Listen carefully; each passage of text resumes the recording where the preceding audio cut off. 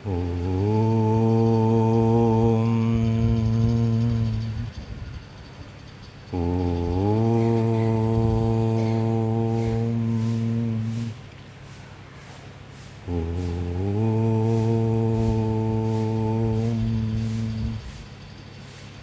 ശ്രീഗുരുഭ്യോ നമഃ. ഹരി ഓം.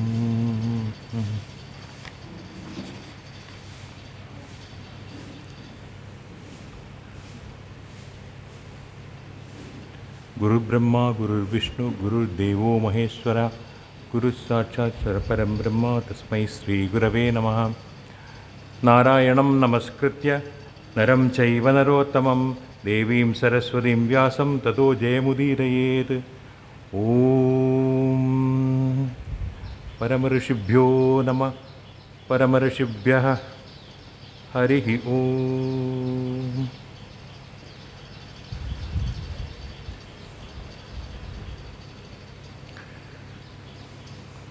തൃക്കൈക്കാട്ട് സ്വാമിയാർ മഠത്തിലെ അധിഷ്ഠാന ദേവതയായ ശ്രീരാമദേവനും അതേപോലെ ആഞ്ജനേയ സ്വാമിക്കും അനേക കോടി പ്രണാമം.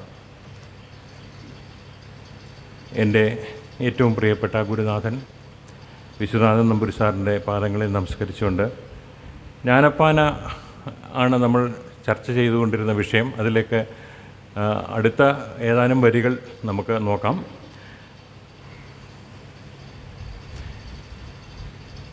ഇതിനു മുമ്പും ഞാനിവിടെ പ്രസ്താവിച്ചിട്ടുള്ള ഒരു കാര്യമുണ്ട്.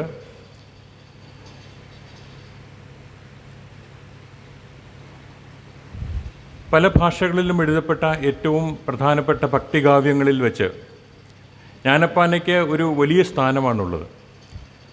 അതിൻ്റെ കാരണവും നമ്മൾ ചർച്ച ചെയ്യുകയുണ്ടായി. ലളിതമായ ഭാഷയിലൂടെ വേദാന്ത രഹസ്യം, അതിഗഹനമായ രഹസ്യങ്ങൾ അനാവരണം ചെയ്യുകയാണ് പൂന്താനം തിരുമേനി ജ്ഞാനപ്പാനയിലൂടെ. കഴിഞ്ഞ ഒരു ക്ലാസ്സിൽ നമ്മൾ ചർച്ച ചെയ്ത വിഷയം വളരെ ഗഹനമായിരുന്നു. ജീവിതത്തെക്കുറിച്ചും ശിശുവായിരിക്കുമ്പോൾ ഉണ്ടാകുന്ന ആ ഒരു അവസ്ഥയെക്കുറിച്ചും വാർദ്ധക്യമാകുമ്പോൾ ഉണ്ടാകുന്ന അവസ്ഥയെക്കുറിച്ചും ഒക്കെ നമ്മൾ ചർച്ച ചെയ്യുകയുണ്ടായി. ഭാഗവതത്തിൽ അതിനെക്കുറിച്ച് പല കാര്യങ്ങളും പറഞ്ഞിട്ടുണ്ട്. അതിനെക്കുറിച്ചും ഒക്കെ നമ്മൾ സംസാരിച്ചു. അതിലെ ഒരു പ്രധാനപ്പെട്ട ഒരു കാര്യം, നമ്മൾ പലപ്പോഴും ഓർക്കാത്ത ഒരു സത്യമുണ്ട്. എത്ര കാലം നമ്മൾ ജീവിച്ചിരിക്കും എന്ന് നമുക്കറിയില്ല. ചുറ്റും മരണം നടക്കുമ്പോഴും നമ്മൾ മരിക്കുമെന്നുള്ള ഒരു ചിന്തയൊന്നും നമ്മുടെ മനസ്സിൽ വരാറില്ല. ഇത് ആർക്കോ സംഭവിക്കുന്ന കാര്യമാണ്, എനിക്കിത് ബാധകമല്ല എന്ന് തോന്നും. പക്ഷേ ഈ ശരീരം എന്ന് പറയുന്നത് ഒരു നീർപ്പോള പോലെയാണ് എന്ന് പൂന്താനം പറഞ്ഞു. ഉദകപ്പോള, ഒരു ജലത്തിലുള്ള ഒരു കുമിള, അതിന് വലിയ ആയുസ്സൊന്നുമില്ല എന്ന് പറഞ്ഞ പോലെയാണ് ശരീരവും നശിച്ചു പോകുന്നത്. പക്ഷേ എത്ര പേര് ഇതിനെക്കുറിച്ച് ഓർക്കുന്നുണ്ട്? അങ്ങനെ നമ്മൾ വിചാരിക്കാത്ത സമയത്ത് തിരുനാമം കീർത്തിക്കുന്നില്ലല്ലോ എന്നുള്ള ഒരു വിഷമം കവി നമ്മളോട് പങ്കുവയ്ക്കുന്നു. ഭഗവത്ഗീതയുടെ 8-ാമത്തെ അധ്യായത്തിൽ ഭഗവാൻ അർജുനനോട് പറയുന്നു, മരണസമയത്ത് എന്താണോ നീ ധ്യാനിക്കുന്നത് അർജുന, അത് നീ ആയിത്തീരും, അല്ലെങ്കിൽ അടുത്ത ജന്മത്തിൽ നീ അതായിത്തീരും എന്ന് പറയുന്നുണ്ട്. അപ്പോൾ വേറൊന്നും ആകാതെ ഭഗവാനിൽ ലയിക്കണമെന്നുണ്ടെങ്കിൽ ഭഗവാന്റെ നാമം മനസ്സിൽ ധ്യാനിച്ചുകൊണ്ട് നമ്മൾ മരണത്തെ അഭിമുഖീകരിക്കണം എന്ന് പറയുമ്പോൾ എപ്പോഴാണ് മരിച്ചു പോകുന്നറിയില്ല. ഒരു സെക്കൻഡ് മതി. ഒരു ബൾബ് ഫ്യൂസ് ആവുന്നത് പോലെയോ അല്ലെങ്കിൽ സ്വിച്ച് ഇട്ടാൽ ഒരു ലൈറ്റ് അണഞ്ഞു പോകുന്നത് പോലെയോ മാത്രമേ ഉള്ളൂ ജീവിതം എന്ന് പറയുന്നത്. എത്ര പെട്ടെന്ന് വേണമെങ്കിൽ ജീവൻ പോകാം. അപ്പോൾ എപ്പോഴാണ് ജീവൻ പോകുന്നത് അത് നോക്കിയിരിക്കാൻ പറ്റില്ലല്ലോ. അതുകൊണ്ട് നാമം, തിരുനാമം നമ്മൾ ജപിക്കുന്നത് പ്രാക്ടീസ് ചെയ്തുകൊണ്ടേയിരിക്കണം എന്ന് അറിവുള്ളവർ പറയുന്നു. അങ്ങനെ ഭഗവൻ നാമങ്ങളെ സദാസമയവും കീർത്തിക്കുകയും മനസ്സിൽ ഭഗവാനെ സ്മരിക്കുകയും ചെയ്യുക മാത്രമേ നിവൃത്തിയുള്ളൂ. അല്ലാത്ത പക്ഷം നമുക്ക് സംഭവിക്കുന്നത് വേറൊരു ജന്മമായിരിക്കാം. അതേത് ജന്മമായിരിക്കും നമുക്കറിയില്ല. വേണ്ടത് മോക്ഷമാണ്. ജീവിത ലക്ഷ്യം അതുതന്നെയായിരിക്കണം എന്ന് നമ്മൾ വളരെ ശ്രദ്ധയോടുകൂടി അതിനുവേണ്ടി തയ്യാറെടുക്കണം. ഭീഷ്മരതാണ് ചെയ്തത്. മഹാഭാരത യുദ്ധത്തിൽ ചുറ്റും യുദ്ധം നടക്കുമ്പോൾ ശരശയിൽ കിടക്കുകയാണ് ഭീഷ്മപിതാമഹർ. ആ യുദ്ധത്തിൻ്റെ ഭീകരതയെല്ലാം കണ്ട്, മരണങ്ങളെയും കണ്ട്, രക്തപ്രവാഹം കണ്ട് അങ്ങനെ കിടക്കുമ്പോൾ ഭഗവാനെ കണ്ടുകൊണ്ട് തനിക്ക് ദേഹം വെടിയണം എന്നുള്ള ഒറ്റ കാരണം കൊണ്ട് ജീവൻ വെടിയാതെ കാത്തിരിക്കുകയാണ് ഭീഷ്മർ. ആ മഹാനുഭാവന് ഭഗവാൻ ദർശനം നൽകുകയും ഭഗവാന്റെ മുമ്പിൽ വെച്ച് തന്നെ ദീപത്യാഗം ചെയ്യാനുള്ള ആ ഒരു മഹത്തായ ഭാഗ്യം ഭീഷ്മാചാര്യർക്കുണ്ടായി. ഇതുതന്നെയാണ് ശബരിക്ക് സംഭവിച്ചതും ജടായുവിന് സംഭവിച്ചതും. ഭഗവാൻ ശ്രീരാമനെ കണ്ടുകൊണ്ട് ദേഹം ഉപേക്ഷിക്കാനായിട്ട് സാധിച്ചു. പക്ഷെ നമുക്കൊക്കെ അത് സാധിക്കുമോ? ആ ലെവലിലേക്ക് നമ്മുടെ ഭക്തി ഉയർന്നിട്ടുണ്ടോ എന്ന് സ്വയം ഒന്ന് ചിന്തിക്കേണ്ടതാണ്. അങ്ങനെ ചിന്തിക്കുമ്പോൾ നമുക്ക് മനസ്സിലാകും നമ്മൾ എവിടെ എത്തിയിട്ടില്ല. അപ്പോൾ അതിന് ഉള്ള ഒരു തയ്യാറെടുപ്പ് ഇപ്പം തന്നെ ചെയ്യണം. എന്നാണ് ചെയ്യേണ്ടതെന്ന് ചോദിച്ചാൽ ഇപ്പോൾ ചെയ്യണം. ഇന്ന് എന്ന് പോലും അല്ല പറയേണ്ടത്, ഈ നിമിഷം ചെയ്യണം. കാരണം അത്രയ്ക്ക് അപ്രതീക്ഷിതമാണ് മരണത്തിൻ്റെ ഒരു വരവ്. അതുകൊണ്ടാണ് എം ടി വാസുദേവൻ നായർ പറഞ്ഞത്, മരണം രംഗബോധമില്ലാത്ത കോമാളിയാണെന്ന്. ഏത് രംഗത്തും കടന്നു വരും, എപ്പോൾ വേണമെങ്കിലും കടന്നു വരും. അതുകൊണ്ട് അതിന് തയ്യാറായിരിക്കണം എന്ന് ഭഗവത് ദർശനത്തോടുകൂടി ദേഹത്യാഗം ചെയ്യുവാനായിട്ടുള്ള ഭാഗ്യം പല മഹാനുഭാവന്മാർക്കും സാധിച്ചിട്ടുണ്ട്. നമുക്കും അതിന് സാധിക്കട്ടെ എന്ന് നമുക്ക് പ്രാർത്ഥിക്കാം.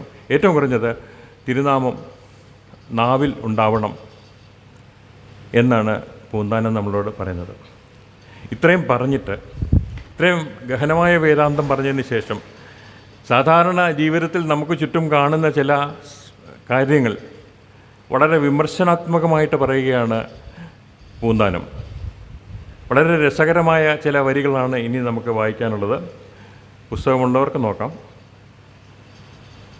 സ്ഥാനമാനങ്ങൾ ചൊല്ലി കലഹിച്ചു നാണം കെട്ടു നടക്കുന്നിതു ചില, മതമത്സരം ചിന്തിച്ചു മതി കെട്ടു നടക്കുന്നിതു ചില, ചഞ്ചലാക്ഷിമാർ വീടുകളിൽ പൊക്കു കുഞ്ചിരാമനായാടുന്നിതു ചില, കോലകങ്ങളിൽ സേവകരായിട്ടു കോലം കെട്ടു ഞെളിയുന്നിതു ചിലർ.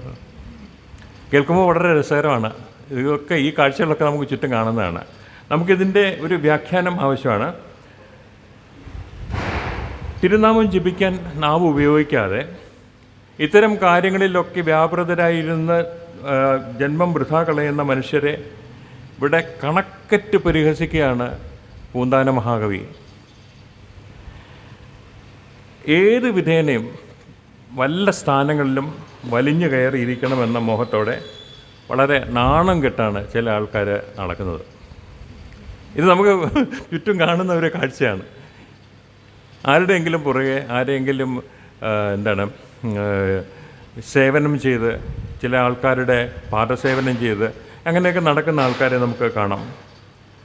അപ്പോൾ എന്തും നമ്മുടെ കയ്യിൽ വരണം, എന്ത് സ്ഥാനവും നമ്മൾക്ക് ലഭിക്കണം എന്നതിന് വേണ്ടിയിട്ട് എന്തും ചെയ്യാൻ തയ്യാറായിരിക്കുന്ന ആൾക്കാരാണ് നമുക്ക് ചുറ്റുമുള്ളത്. ഇത് നമുക്ക് രാമായണത്തിൽ രാവണൻ്റെ ഒരു കഥാപാത്രത്തിലൂടെ വാൽമീകി കാണിച്ചു തരുന്നുണ്ട്. ലോകം മുഴുവൻ ജയിച്ചിട്ട് അപരാജിതനായിട്ട് തൻ്റെ ബലത്തിൽ അഹങ്കരിച്ച് നടക്കുന്നു രാവണൻ. ലോകത്തിലെ സകല നല്ല വസ്തുക്കൾക്കും തനിക്ക് വേണം, അതിനുവേണ്ടി എന്തും ചെയ്യും. അങ്ങനെയാണ് സ്വന്തം സഹോദരനായ കുബേരൻ്റെ പുഷ്പക വിമാനം തട്ടിയെടുത്തു കൊണ്ടുവന്ന് തൻ്റെ സ്വന്തം ഉപയോഗത്തിന് ഉപയോഗിക്കുന്നു. അതേപോലെ തന്നെ ലോകോത്തര സുന്ദരികളായ യുവതികളെ എവിടെ കണ്ടാലും പിടിച്ചു കെട്ടിക്കൊണ്ടുവരും.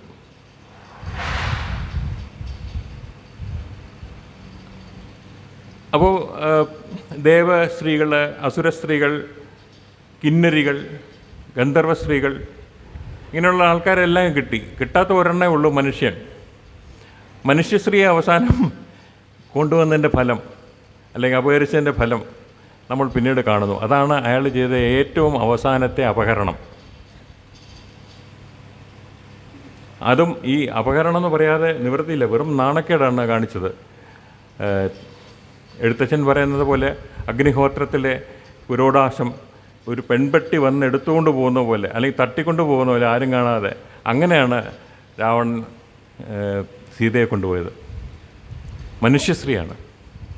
നോക്കൂ, വെറും അബലയാണെന്നും ഒക്കെ കരുതി ഒരു മനുഷ്യസ്ത്രീയെ സ്പർശിച്ച പോലുണ്ടായ ഒരു കുഴപ്പം അത് അയാൾ അനുഭവിച്ചു. നാണക്കേടല്ലേ ഇത്? ഏറ്റവും നാണം കെട്ട ഒരു പരാജയമാണ് രാവണൻ ഏറ്റുവാങ്ങിയത്. അങ്ങനെ സ്ഥാനമാനങ്ങൾക്ക് വേണ്ടി നടന്നുകൊണ്ടാണ് ഇങ്ങനെ നടന്നത് എന്ന് പറയുന്നത്. ഇനി ഇതിൻ്റെ തന്നെ മറ്റേ മറുവശം കാണാം. ശ്രീരാമചന്ദ്രൻ്റെ ഒരു ജീവിതം എടുത്തു നോക്കിയാൽ അവിടെ മുഴുവൻ ത്യാഗമാണ്, ഒരു സ്ഥാനവും വേണ്ട. ശരിക്കും എന്താ പറയുക, തായ് വഴിയിൽ വരുന്നതാണ് ആ ഒരു പാരമ്പര്യത്തിൽ വരുന്ന രാജസ്ഥാനം ശ്രീരാമൻ വേണ്ട എന്ന് പറഞ്ഞു. അങ്ങനെ കാട്ടിൽ വസിച്ചാൽ മതി, വളരെ ലളിതമായ ജീവിതം നയിക്കാനായിട്ട് എല്ലാ സ്ഥാനമാനങ്ങളും ത്യജിച്ചുകൊണ്ട് കാട്ടിലേക്ക് പോകുന്ന ശ്രീരാമനെ നമുക്ക് കാണാം. താൻ മനസ്സറിയാതെ വന്നു ചേരുന്നതാണ് രാജസ്ഥാനം അല്ലെങ്കിൽ രാജാധികാരം ഭരതന്. ഭരതൻ എന്താ പറയുന്നത്? എനിക്കും വേണ്ട. അപ്പോൾ നമുക്ക് തോന്നും ഈ ത്യാഗത്തിന് വേണ്ടിയിട്ട്, അതായത് രാജാധികാരം ത്യജിക്കാനായിട്ട് രണ്ട് സഹോദരന്മാർ മത്സരിക്കുന്നത് പോലെ തോന്നും. അവർ തമ്മിൽ മത്സരിക്കുകയാണ്, എനിക്ക് വേണ്ട, എനിക്ക് വേണ്ട, എനിക്ക് വേണ്ട എന്ന് പറഞ്ഞ്. പക്ഷേ ഇപ്പോഴത്തെ ഒരു സ്ഥിതി നോക്കൂ, സഹോദരന്മാർ ഒരു തുണ്ട് ഭൂമിക്ക് വേണ്ടിയിട്ട് പരസ്പരം പോരാടുന്നു. ഒരാൾ വേറൊരാളുടെ ജീവനാശം വരെ സംഭവിക്കാൻ ഇടയായിത്തീരുന്നു. അങ്ങനെ എത്തിച്ചേർന്നിരിക്കുന്നു ഇപ്പോഴത്തെ ഒരവസ്ഥ. അങ്ങനെ സമ്പത്തിനും സ്ഥാനമാനങ്ങൾക്കും പരസ്പരം പോരാടുന്ന ഒരു ജനതയെ നാം കാണുന്നു. എത്ര കഷ്ടം എന്നാണ് പൂന്താനം നമ്മളോട് പറയുന്നത്. ഇനി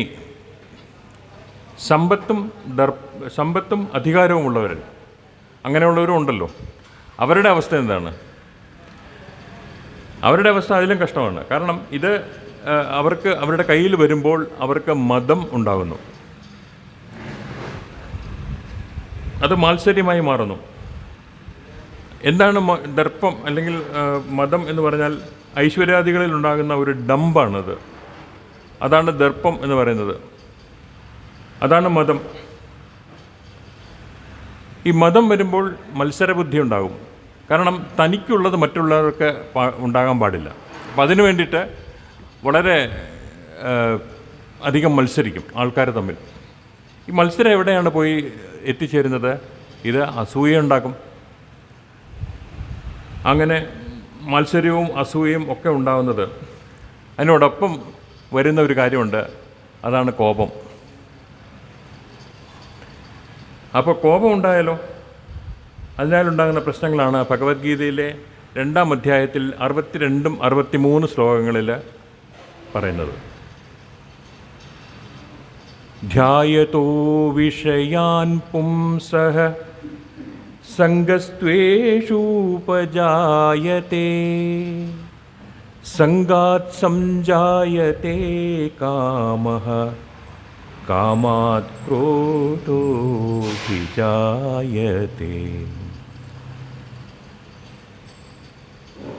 ക്രോധാത് ഭവതി സമ്മോഹഃ സമ്മോഹാത് സ്മൃതിവിഭ്രമഃ സ്മൃതിഭ്രംശാത് ബുദ്ധിനാശോ ബുദ്ധിനാശാത് പ്രണശ്യതി. ഈ കാര്യങ്ങളെല്ലാം അടുക്കടുക്കായിട്ട് ഭഗവാൻ പറയുകയാണ്. വിഷയങ്ങളെ ധ്യാനിക്കുകയാണെങ്കിൽ അതിനോട് ഒരു ഒട്ടലുണ്ടാവും, സംഘം. അങ്ങനെ സംഘമുണ്ടായാൽ അതിനോടൊരു ആഗ്രഹമുണ്ടാകും. അതിനാണ് കാമം എന്ന് പറയുന്നത്. അപ്പോൾ കാമമുണ്ടായാലോ, കാമം ലഭിക്കാതെ വന്നാൽ ഉണ്ടാകുന്ന ഒരു വികാരമാണ് ക്രോധം എന്ന് പറയുന്നത്. സ്വാഭാവികമായിട്ടും എല്ലാ ആഗ്രഹങ്ങളും സാധിക്കണമെന്നില്ല. ആഗ്രഹം സാധിച്ചാൽ അത് ഡമ്പുണ്ടാക്കും, ദർപ്പമുണ്ടാക്കും. ആഗ്രഹം സാധിച്ചില്ലെങ്കിൽ ക്രോധം ഉണ്ടാവും. തനിക്ക് കിട്ടിയതിരിക്കട്ടെ, മറ്റുള്ളവന് കിട്ടുകയാണെങ്കിൽ അപ്പോഴും ദേഷ്യം ഉണ്ടാവും. ക്രോധത്തിന് അങ്ങനെ ഒരു പ്രശ്നമുണ്ട്. അപ്പോൾ അങ്ങനെ ക്രോധം ഉണ്ടാകുമ്പോൾ അതിൽ നിന്ന് ഉണ്ടാകുന്നതാണ് സമ്മോഹം. സമ്മോഹം എന്ന് പറഞ്ഞാൽ അവിവേകം എന്നാണ് അർത്ഥം. സമ്മോഹ എന്ന് പറഞ്ഞാൽ അവിവേകം. ഈ അവിവേകം ഉണ്ടായിക്കഴിഞ്ഞാൽ സ്മൃതിനാശം ഉണ്ടാകും. പിന്നെ ഒരു അവിവേകം ഉണ്ടായിക്കഴിഞ്ഞാൽ പിന്നെ നേരെ പോയി ആലോചിക്കാനുള്ളൊരു കഴിവോ ഒന്നും ഉണ്ടാകത്തില്ല. സ്മൃതി നശിച്ചാലോ അതോടുകൂടി ബുദ്ധി കെടും, ബുദ്ധി പ്രവർത്തിക്കില്ല. പിന്നെ ഇപ്പോൾ അവിവേകത്തിൻ്റെ ഒരു വലിയ പ്രശ്നം എന്ന് പറയുന്നത് ഓർമ്മക്കുറവുണ്ടാവും. എന്താ ചെയ്യുന്നത് എന്ന് പോലും അറിയാതെ ബുദ്ധി കെട്ടുപോകും. അങ്ങനെ ബുദ്ധി കെട്ടു പോകുമ്പോൾ പ്രവർത്തിക്കുന്നത് എന്താണെന്ന് അറിയില്ല. അത് സർവനാശത്തിലാണ് ചെന്ന് അവസാനിക്കുന്നത്. നമുക്ക് ചുറ്റും നമ്മൾ കാണുന്ന ഒരു കാര്യമാണിത്. ദേഷ്യപ്പെട്ട് വന്നു കഴിഞ്ഞാൽ എന്താ പറയുന്നതെന്നറിയില്ല. വായിൽ നിന്നും കഠിനമായ വാക്കുകൾ വരും, മറ്റുള്ളവനെ മുറിവേൽപ്പിക്കും, ചിലപ്പോൾ മറ്റുള്ളവനെ ദേഹോപദ്രവം ചെയ്യും.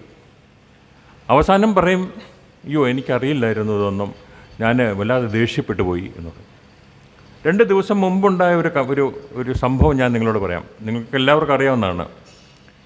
6 മാസം പ്രായമുള്ള ഒരു പിഞ്ചു കുഞ്ഞിനെ അതിൻ്റെ മുത്തശ്ശി കഴുത്തറുത്ത് കൊന്നു. ഒരു കത്തിയെടുത്ത് കഴുത്തറുത്ത് കൊന്നു. നിങ്ങൾ കണ്ടു കാണും ആ സീനൊക്കെ. അപ്പോൾ അവരെ പിടികൂടി. 84 വയസ്സുള്ളൊരു സ്ത്രീയാണ്. 84 വയസ്സെന്ന് പറഞ്ഞാൽ അവർക്ക് സ്മൃതി പോയി, ബുദ്ധിനാശം വന്നു കഴിഞ്ഞു. അപ്പോൾ അവരെ പിടിച്ചപ്പോൾ അവരോട് ചോദിച്ചു, നിങ്ങൾ എന്തുകൊണ്ടാണ് കൊച്ചുമകളാണെന്ന് തോന്നുന്നു, പെൺകുട്ടിയാണെന്ന് എനിക്ക് തോന്നുന്നു, ആ കുഞ്ഞിനെ എന്തുകൊണ്ടാണ് കൊന്നത് എന്ന് ചോദിച്ചപ്പോൾ അവർ പറഞ്ഞ ഉത്തരം, എനിക്ക് ദേഷ്യം വന്നു.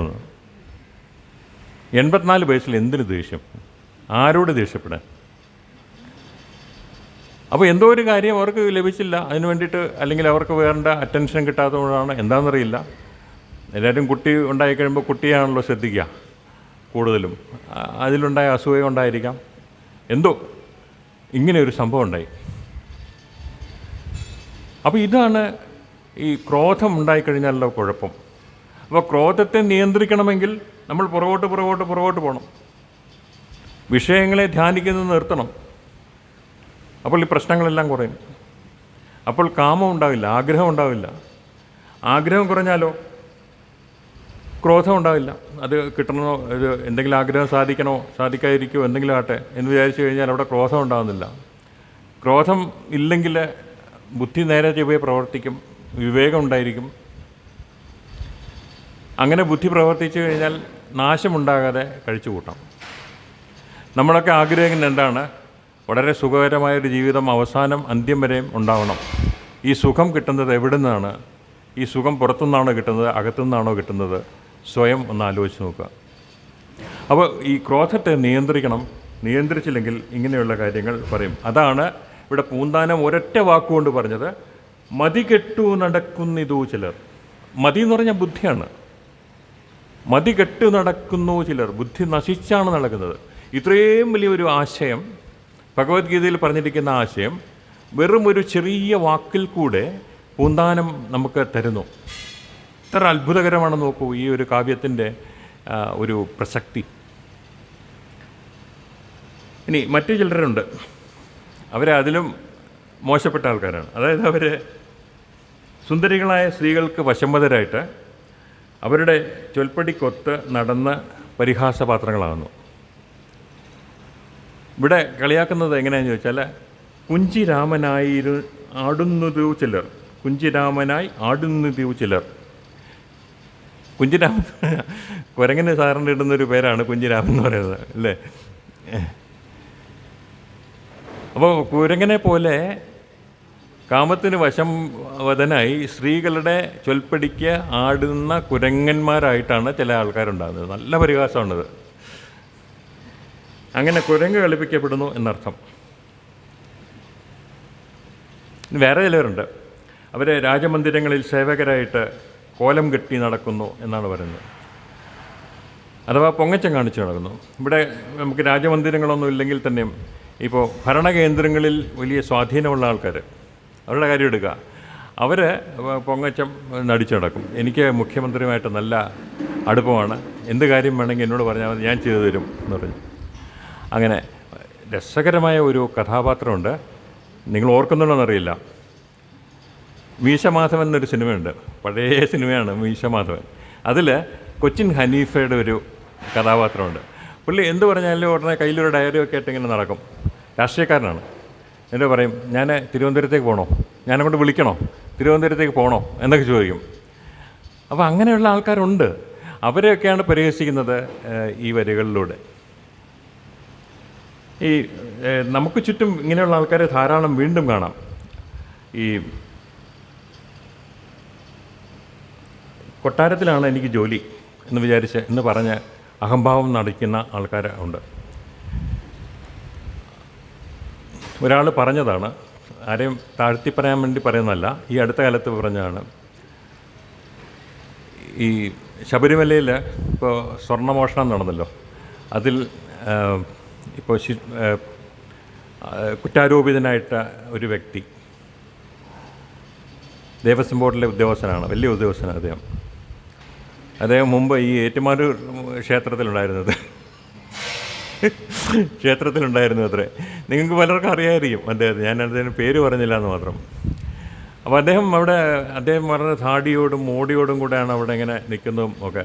അമ്പലത്തിലൊക്കെ ആണെന്നുണ്ടെങ്കിൽ വലിയ കസവ് പുണ്ടുമൊക്കെ കൊടുത്ത് ഒത്തിരിയൊക്കെ ഇട്ട് ഇങ്ങനെ പാമ്പാടി രാജനെ അണിയിച്ചൊരുക്കി നിൽക്കുന്ന പോലെ പുള്ളി വന്ന് നിൽക്കും എന്നാണ് പറഞ്ഞത്. ഞാൻ ആളെ കണ്ടിട്ടില്ല കേട്ടോ, എനിക്കറിയില്ല.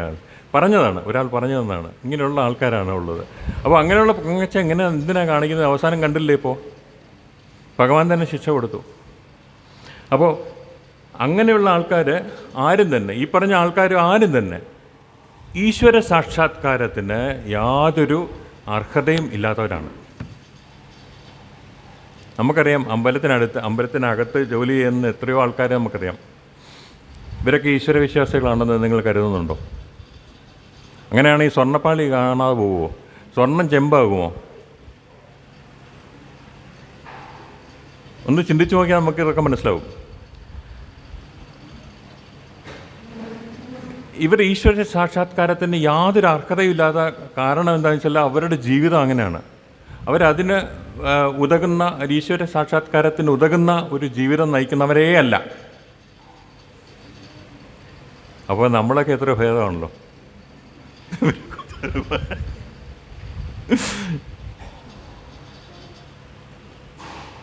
അങ്ങനെ സ്ഥാനമാനങ്ങൾക്കായിട്ട് കലഹിച്ച് ഒടുവിൽ നാണം കെട്ട് നടക്കുന്ന ആൾക്കാരുണ്ട്.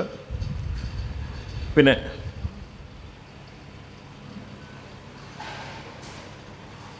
നമ്മുടെ ഉള്ളിൽ ഒരു 6 ശത്രുക്കളുണ്ട്. നമ്മളത് പലപ്പോഴും പറഞ്ഞിട്ടുള്ളൊരു വിഷയം തന്നെയാണ്. കാമം, ക്രോധം, ലോഭം, മോഹം, മദം, മാത്സര്യം, ഇങ്ങനെ 6 രിപുക്കളുണ്ട്. അവരുടെ പിടിയിലകപ്പെട്ട് ചില ആൾക്കാർ ഇങ്ങനെ ബുദ്ധിശൂന്യരായിട്ട് നടക്കുന്നുണ്ട്. അപ്പോൾ നമുക്കെല്ലാം അതുണ്ടോ എന്ന് ചോദിച്ചാൽ എല്ലാം ഒന്നുമില്ല, 1-2 കാണും എന്തായാലും കുറഞ്ഞത്. അതെങ്കിലും ഇല്ലാതാക്കാനായിട്ടുള്ള ശ്രമം നമുക്ക് നടത്താം. അങ്ങനെ 6 ശത്രുക്കൾ നമ്മുടെ ഉള്ളിൽ തന്നെ ഉള്ളവരാണ്. അത് എല്ലാവരും മനസ്സിലാക്കണം.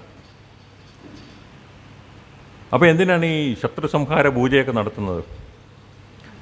അമ്പലത്തിൽ പോയിട്ട് ശത്രു സംഹാര പൂജ നടത്തിയേക്ക് എന്ന് പറയും. ആരാ നിങ്ങളുടെ ശത്രു?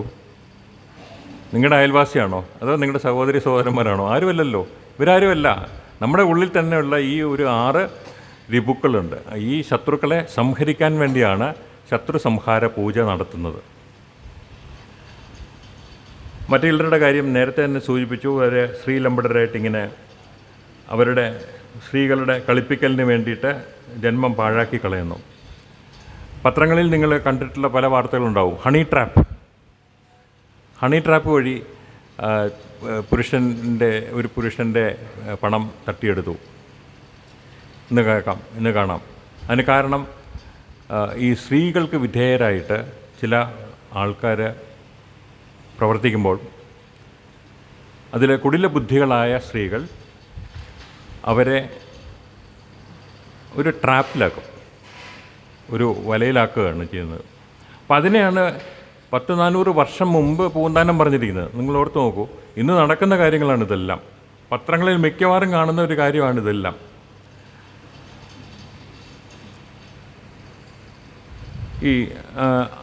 എനിക്ക് വലിയ ജോലിയുണ്ട്. എനിക്ക് കൊട്ടാരത്തിലാണ് ജോലി. ഞാൻ വലിയ ഗവൺമെൻറ് ഉദ്യോഗസ്ഥനാണ് എന്നുള്ള അഹംഭാവമൊക്കെ വെച്ചിട്ട് ചില ആൾക്കാർ ഈ തണ്ട് കാണിച്ച് നടക്കും. അപ്പോൾ അവരെയാണ് ഈ കോലം കെട്ടി നടക്കുന്നു എന്ന് പൂന്താനം പറയുന്നത്. സത്യത്തിൽ കോലം കെട്ടുക എന്ന് പറഞ്ഞു കഴിഞ്ഞാൽ എന്താണ്? വിഡ്ഢിവേഷം കെട്ടുക എന്നുള്ളതാണ്. കോലം കെട്ടുക എന്ന് പറഞ്ഞാൽ വിഡ്ഢിവേഷം കെട്ടുക. ഇതാണ് പൂന്താനം വളരെ പരിഹാസത്തോടുകൂടി പറയുന്നത്. അടുത്ത 2 വരികളിൽ വേറൊരു വിഷയം പറയുന്നു. അതിതാണ്: ശാന്തി ചെയ്തു പുലർത്തുവാനായിട്ടു സന്ധ്യയോളം നടക്കുന്നിതു ചിലർ. കുടുംബം പുലർത്തുന്നതിന് വേണ്ടിയിട്ടാണ് ചില ആൾക്കാർ ഈ ശാന്തിപ്പണി ചെയ്യുന്നത്. ശാന്തിവൃത്തി സ്വീകരിച്ച് അങ്ങനെ അവർ പകൽ മുഴുവനും ജോലി ചെയ്യുന്നു. ശരിക്കും പറഞ്ഞാൽ നമ്മൾ പൂജ ചെയ്യേണ്ടത് ഈശ്വര സാക്ഷാത്കാരത്തിനാണ്, അല്ലാതെ പണത്തിന് വേണ്ടിയല്ല. എന്നാൽ ചിലർ അതൊരു ജീവിത ഉപാധിയായിട്ട് സ്വീകരിച്ച് പ്രതിഫലം വാങ്ങി ഈശ്വര പൂജ ചെയ്ത് ആ പണം കൊണ്ട് കുടുംബം നടത്തുന്നു.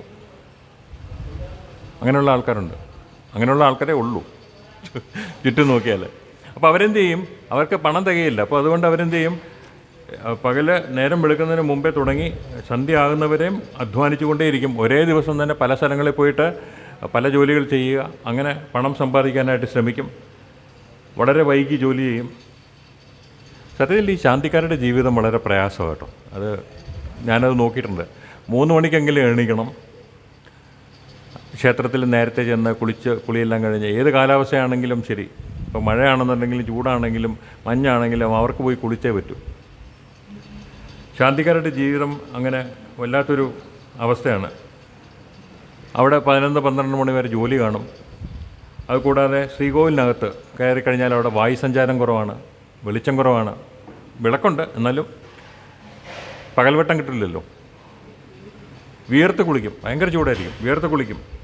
ഇപ്പോൾ ചെറിയ ക്ഷേത്രങ്ങളിലൊക്കെ ആണെന്നുണ്ടെങ്കിൽ ഈ അമ്പലത്തിനകത്ത് ശരിക്കും ഇരുന്ന് പൂജ ചെയ്യാനുള്ള അവസരം പോലും ഇല്ല.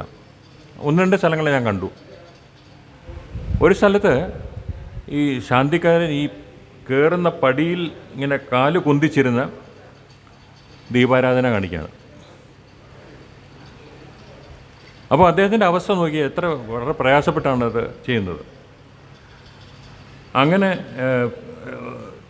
ക്ഷേത്രത്തിൽ ശാന്തിപ്പണി ചെയ്ത് അവർ അശാന്തിയുള്ളവരായിത്തീരുന്നു.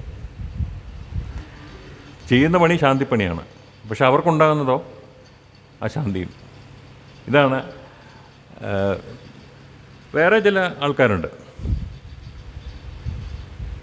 അവർ ഈ പൂജയൊക്കെ അറിയാവുന്നവരാണ്. പൂജ കുറേയൊക്കെ അറിയാം, കുറേയൊക്കെ നന്നായിട്ട് അറിയാം, കുറേയൊക്കെ അറിയാനും പാടില്ല. അങ്ങനെയുള്ള ആൾക്കാരുണ്ട്. ഇങ്ങനെയുള്ള ആൾക്കാർ അവർക്ക് ഈ ജ്യോത്സ്യന്മാരുമായിട്ട് ഒരു ബന്ധമുണ്ട്, ഒരു നെക്സസ് എന്ന് വേണമെങ്കിൽ പറയാം.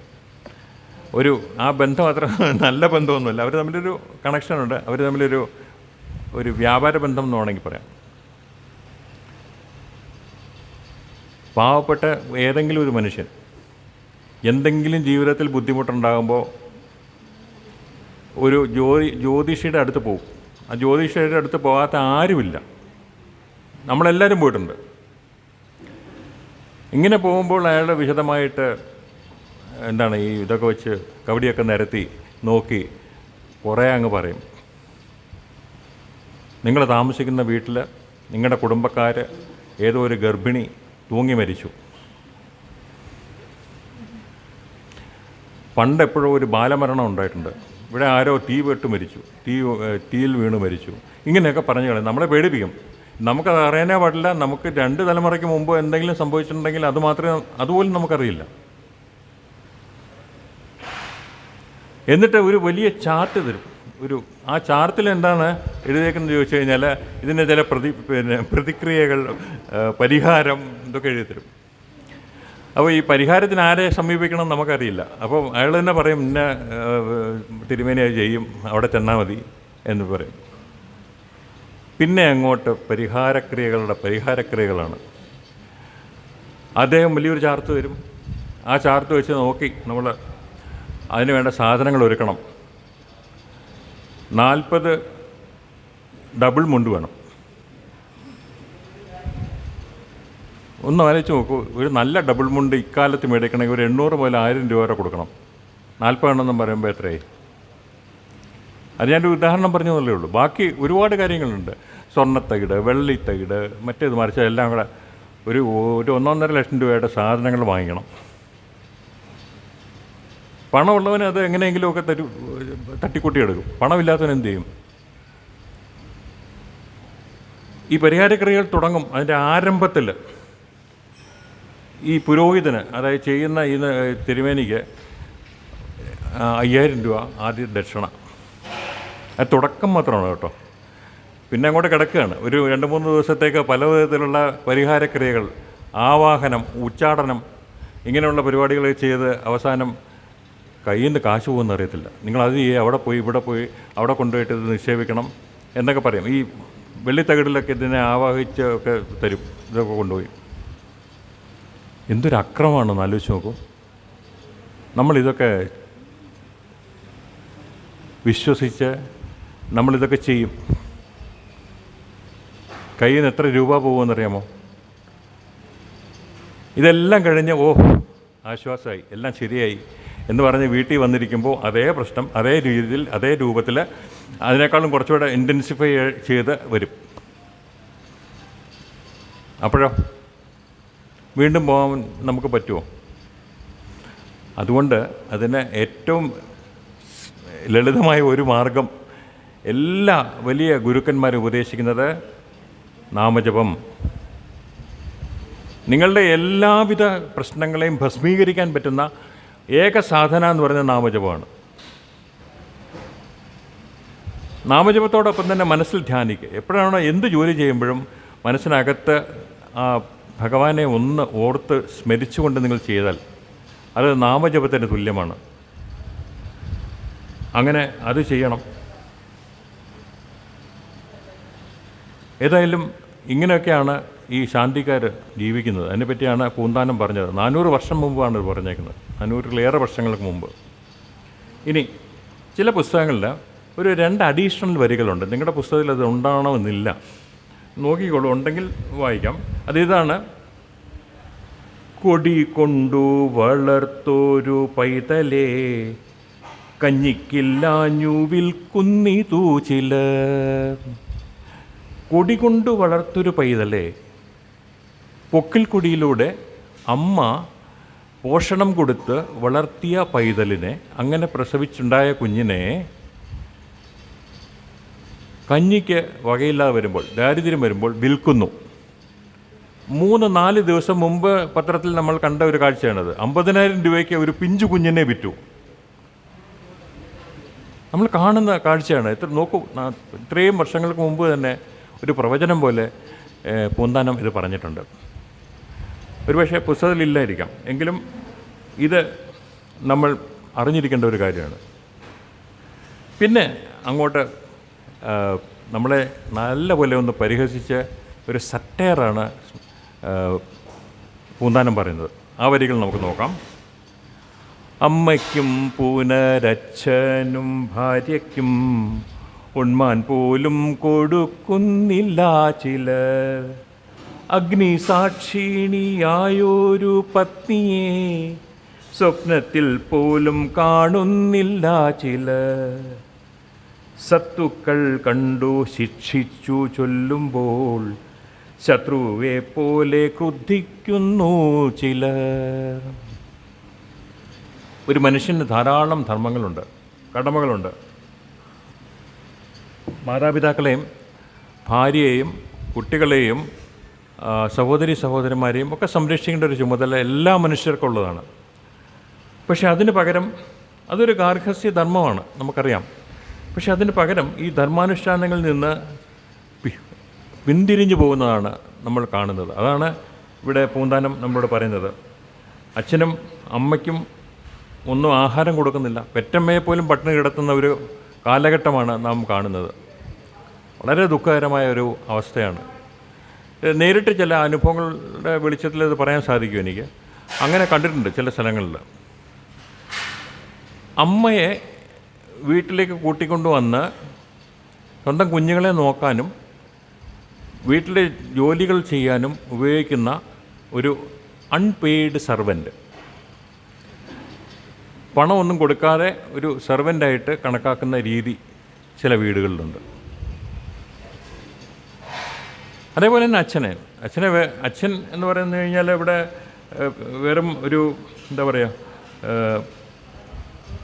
ATM ആണ് പലർക്കും. അച്ഛൻ്റെ പണം മുഴുവൻ എടുത്തു കഴിഞ്ഞാൽ ATM കാലിയാകുമ്പോൾ അച്ഛനെ ഉപേക്ഷിക്കും. അങ്ങനെ നരകിച്ച് ജീവിക്കുന്ന എത്രയോ ആൾക്കാരെ നമുക്ക് ചുറ്റും കാണാൻ സാധിക്കും.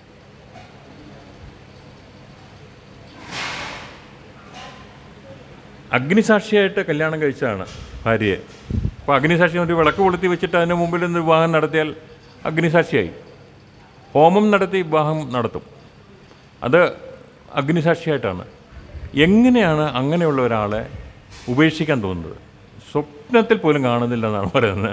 അപ്പോൾ അങ്ങനെ വരുമ്പോഴത്തേക്കും ആ സ്ത്രീയുടെ അവസ്ഥയൊന്ന് ആലോചിച്ച് നോക്കും. അവരെന്ത് ചെയ്യും? അങ്ങനെ എന്തിനാണ് വിവാഹം കഴിക്കുന്നത്? സ്വധർമ്മ ആചരണത്തിനാണ് വിവാഹം കഴിക്കുന്നത്.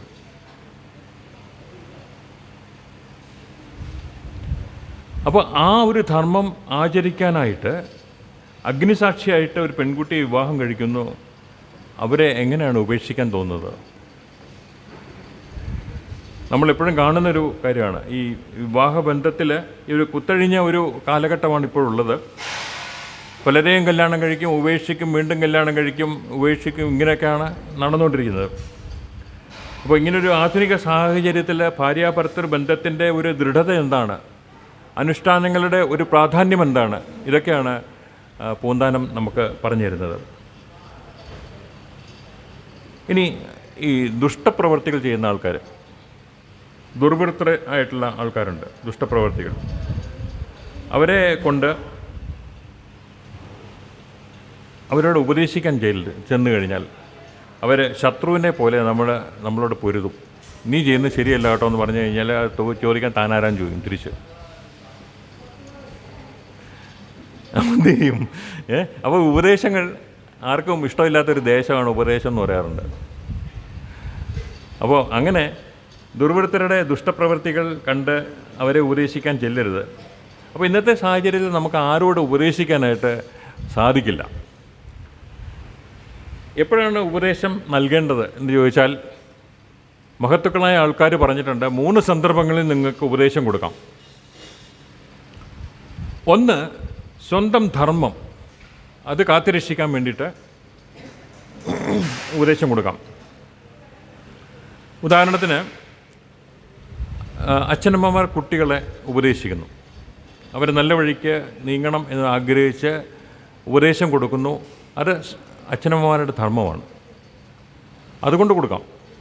അവിടെ കുട്ടികൾ വന്ന് എന്നെ ഒന്ന് ഉപദേശിക്കുമെന്നൊന്നും പറയേണ്ട കാര്യമില്ല, അത് കൊടുക്കണം, കൊടുത്തിരിക്കണം.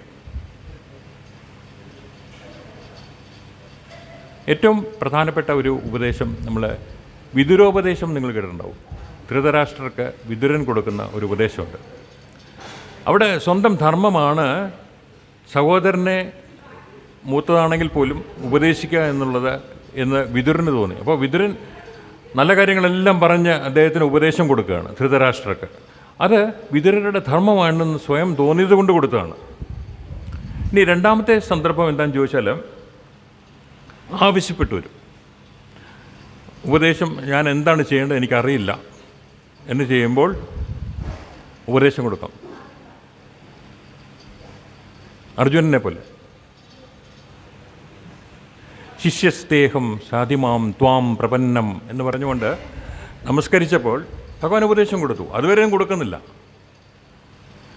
എനിക്കെന്ത് ചെയ്യണമെന്ന് അറിയാൻ പാടില്ല, കൃഷ്ണ എനിക്ക് പറഞ്ഞു തരൂ എന്ന്, ഞാൻ ശിഷ്യനാണ് എന്ന്. അപ്പോഴാണ് ശിഷ്യനാണെന്ന് തോന്നുന്നത്. ജഗദ്ഗുരു ഒരു സാധാരണ ഒരു സുഹൃത്തിനെ പോലെയാണ് അക്കാലം വരെ അർജുനനോട് പെരുമാറിയിരുന്നത്. അർജുനന് അത്രേ അറിയാൻ പാടുള്ളായിരുന്നു. പെട്ടെന്നാണത് മനസ്സിലാകുന്നത്, ഇത് ജഗദ്ഗുരുവാണ്, അതുകൊണ്ട് അവിടെ ശരണം പ്രാപിക്കുന്നു. അപ്പോൾ ചോദിച്ചാൽ കൊടുക്കാം.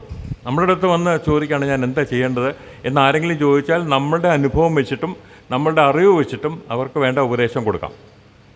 ഇനി മൂന്നാമത്തെ സന്ദർഭം എന്ന് പറഞ്ഞാൽ ഒരു ക്രൈസിസ് വരുമ്പോൾ, അല്ലെങ്കിൽ എന്തെങ്കിലും ഒരു അത്യന്താപേക്ഷിതമായ ഒരു കാര്യം വന്നു, ആളുകൾ ബുദ്ധിമുട്ടിലാണ് എന്ന് നോക്കുമ്പോൾ നമുക്കറിയാവുന്ന രീതിയിൽ നമുക്ക് ചില കാര്യങ്ങൾ പറഞ്ഞു കൊടുക്കാം. ഞാനൊരു ചെറിയ എക്സാമ്പിൾ പറയാം. വളരെ വർഷം മുമ്പ് എൻ്റെ പിതാവ് പ്രൊഫസർ എസ് കൃഷ്ണയ്യർ അതെങ്ങനെ വഴി കൂടെ നടന്നു വരികയാണ്. അപ്പോൾ കണ്ടൊരു കാഴ്ച എന്താണെന്ന് വെച്ചാൽ, റോഡിൽ ഒരു കുഴിയുണ്ടായി. ആ കുഴിക്കകത്ത് ഒരു അംബാസഡർ കാറിൻ്റെ 2 ടയറുകൾ പെട്ടുപോയി. മുൻവശത്തെ ടയറുകൾ പെട്ടിരിക്കുകയാണ്. ആ കുഴിക്കകത്ത് ചെളിയുണ്ട്. അപ്പോൾ എത്ര റേസ് ചെയ്തിട്ടും അതിന് മുകളിലോട്ട് വരുന്നില്ല, അത് മുമ്പോട്ട് പോകാൻ പറ്റുന്നില്ല. ഡ്രൈവർ ആകെ കൂടി വിഷമിച്ചിരിക്കുകയാണ്. കൂടെ 1-2 ആൾക്കാരുണ്ട്, അവരൊക്കെ എന്ത് ചെയ്യണമെന്നറിയാതെ നിൽക്കുന്നു. അപ്പോൾ അവർ തള്ളുന്നുണ്ട്, പുറകെ ഇറങ്ങി തള്ളാനൊക്കെ നോക്കുന്നു. തള്ളിയാലൊന്നും കയറില്ല, അതുപോലെ ചെളിയാണ് അവിടെ. അപ്പോൾ ഇദ്ദേഹം ഇങ്ങനെ നോക്കിയിട്ട് ആ ഡ്രൈവറോട് പറഞ്ഞു, നോക്കൂ, നിങ്ങൾ ഇപ്പോൾ മുമ്പോട്ട് പോകാൻ ശ്രമിക്കുന്നതുകൊണ്ടാണല്ലോ ഇത് പോകാത്തത്, നിങ്ങളൊന്ന് റിവേഴ്സ് ഇടൂ. റിവേഴ്സ് ഗിയർ ഇട്ട് കഴിഞ്ഞാൽ പുറകോട്ട് പോയിക്കോളും, എന്നിട്ട് തിരിഞ്ഞ് പോയിട്ട് വേറെ ഏതെങ്കിലും വഴി കൂടെ നിങ്ങൾക്ക് പോകാമല്ലോ എന്ന് പറഞ്ഞു. ഒരു നിമിഷം കൊണ്ട് ആ ഡ്രൈവർ റിവേഴ്സ് ഗിയർ ഇട്ട് തിരിഞ്ഞ വണ്ടി വേറെ ഒരു വഴി കൂടെ പോയി. നോക്കുക, ഇതൊരു സന്ദിഗ്ധാവസ്ഥയായിരുന്നു അവിടെ. അപ്പോഴാണ് ഈ ഉപദേശം കൊടുക്കാനായിട്ട് അദ്ദേഹത്തിന് തോന്നിയതും അതനുസരിച്ചപ്പോൾ അവരതിൽ നിന്നും രക്ഷ നേടിയതും. അപ്പോൾ ഈ ഒരു സന്ദർഭത്തിൽ മൂന്നാമത്തെ സന്ദർഭം എന്ന് പറയുന്നത്, എന്തെങ്കിലും ഒരു ക്രൈസിസ് വന്നാൽ അപ്പോൾ ഉപദേശം കൊടുക്കാം, അല്ലെങ്കിൽ കൊടുക്കരുത്. ചോദിച്ചാൽ വേറെ പലരും അവിടെ നോക്കിയൊക്കെ നിൽപ്പുണ്ടായിരുന്നു, ആരും ഒന്നും പറഞ്ഞില്ലല്ലോ, ഒരാളും ഒരു ഉപദേശവും കൊടുത്തില്ല. പലരും കൊടുക്കുന്ന ഉപദേശം തെറ്റുമാണ് താനും. അതിങ്ങനെ കൈകൊണ്ട് ഉയർത്തണം, അതൊക്കെ അംബാസഡർ കാറാണ്, അതിന് പൊക്കാൻ പറ്റുമോ മനുഷ്യന്, അത്രയും വെയിറ്റ് ഉള്ളതാണ്. എന്തായാലും അങ്ങനെ ഒരു സംഭവം ഉണ്ടായി. അപ്പോൾ അങ്ങനെയുള്ള സാഹചര്യങ്ങളിൽ നമുക്ക് ഉപദേശം കൊടുക്കാം. ഉപദേശം സ്വീകരിക്കാം, അത് തിരസ്കരിക്കാം. മിക്കവാറും അത് തിരസ്കാരത്തിലായിരിക്കും വരിക. ചില സമയങ്ങളിൽ ഉപദേശിക്കാൻ ചെല്ലുന്നവനെ ശത്രുവായിട്ട് കരുതുകയും ചെയ്യും. ഇവിടെ ശിക്ഷിച്ചു ചൊല്ലുക എന്ന് പറഞ്ഞൊരു വാക്ക് ഉപയോഗിച്ചിട്ടുണ്ട്. ശിക്ഷിച്ചു ചൊല്ലുക എന്ന് പറഞ്ഞാൽ ഉപദേശിക്കുക എന്നുള്ള അർത്ഥമാണ്. ശിക്ഷ എന്ന് പറഞ്ഞാൽ വിദ്യയാണ്, അല്ലെങ്കിൽ ഉപദേശമാണ്. അതിനെ പറ്റി പറഞ്ഞു കൊടുക്കുന്നത് ഉപദേശിക്കുക, അല്ലെങ്കിൽ ശിക്ഷിച്ചു ചൊല്ലുക എന്ന് പറയും. ഇനി അടുത്ത ഏതാനും വരികളിൽ അഹങ്കാരം മുറ്റി നിൽക്കുന്ന ആൾക്കാരുണ്ട്. അങ്ങേയറ്റം അഹങ്കാരികളായ ചില ആൾക്കാരെ പറ്റിയാണ് പറയുന്നത്. അത് വളരെ രസകരമാണ് കേട്ടോ. ഇതും നമ്മൾ കാണുന്നതാണ്, ചുറ്റും ആൾക്കാരെ കാണും. വന്ദിതന്മാരെ കാണുന്ന നേരത്ത് നിന്ദിച്ചത്രേ പറയുന്നിതു ചില. കാൺക നമ്മുടെ സംസാരം കൊണ്ടത്രേ വിശ്വമീ വണ്ണം നിൽപ്പൂവെന്നും ചിലർ. ബ്രാഹ്മണ്യം കൊണ്ടു കുന്തിച്ചു ബ്രഹ്മാവും എനിക്കൊക്കായെന്നും ചിലർ. അർദ്ധാശയ്ക്കു വീരൂതു വിളിപ്പിപ്പാൻ അഗ്നിഹോത്രാദി ചെയ്യുന്നിതു ചിലർ. ചില ആൾക്കാർ വന്ദിക്കപ്പെടേണ്ടവരെ പോലും നിന്ദിക്കുന്നു. വന്ദിക്കപ്പെടേണ്ടത് ആരൊക്കെയാണ്? മാതാപിതാക്കളുണ്ട്, ഗുരുക്കന്മാരുണ്ട്, മൂത്ത സഹോദരന്മാരുണ്ട്, അധ്യാപകരുണ്ട്. ഇങ്ങനെയുള്ള ആൾക്കാരെയൊക്കെ നമ്മൾ ഇവരെയൊക്കെ നമ്മൾ വേണ്ട രീതിയിൽ വന്ദിക്കണം, അവരെ ബഹുമാനിക്കണം. അതിന് പകരം നിന്ദിക്കുകയാണ് പലപ്പോഴും ചെയ്യുന്നത്. ഇപ്പോൾ ഈ മാതാപിതാക്കളെ പഴിക്കുക എന്നുള്ള ഒരു ഫാഷനായി മാറുകയാണ്. പല ആൾക്കാരും ഇങ്ങനെ ഫേസ്ബുക്ക് പോസ്റ്റിലൊക്കെ കാണാം, എൻ്റെ അച്ഛനും അമ്മയൊക്കെ എന്നെ ഉപദേശിച്ചുകൊണ്ടാണ് ഞാൻ ഇങ്ങനെയൊക്കെ ആയിപ്പോയത്, അവരുടെ ഉപദേശം ഞാൻ കേൾക്കാതിരുന്നിരുന്നെങ്കിൽ ഞാൻ ചിലപ്പോൾ ഇതിൽ നല്ല നിലയിൽ എത്തിയേനെ എന്നൊക്കെ പറഞ്ഞ് പഴിച്ച് കാണുന്നുണ്ട്. അത് വളരെ പബ്ലിക്കായിട്ടാണ് പറയുന്നത്. വളരെ മോശമായൊരു കാര്യമാണ്. ഏതെങ്കിലും അച്ഛനും അമ്മയും കുട്ടികൾ മോശമാകണമെന്നുള്ള രീതിയിൽ എന്തെങ്കിലും ചെയ്യുമോ? ഒരിക്കലും ചെയ്യാറില്ല. അതേപോലെ അച്ഛനെ പഴിച്ചു പറയും, അമ്മയെ പഴിച്ചു പറയും. അമ്മയ്ക്കൊരു വിവരമില്ല. അമ്മ വീട്ടിൽ നിന്ന് പുറത്തേ ഇറങ്ങിയിട്ടില്ല. അമ്മയ്ക്ക് എന്തറിയാം? എനിക്കറിയാവുന്ന അത്രയൊന്നും അമ്മയ്ക്കറിയില്ല. അമ്മ സ്വയം പറഞ്ഞാൽ നല്ലതായിരുന്നു. ദേവഹൂതി അങ്ങനെ പറഞ്ഞിട്ടാണ് കപില ഭഗവാന്റെ അടുത്ത് പോയത്. തിരിച്ചാണ് പറയുന്നത്.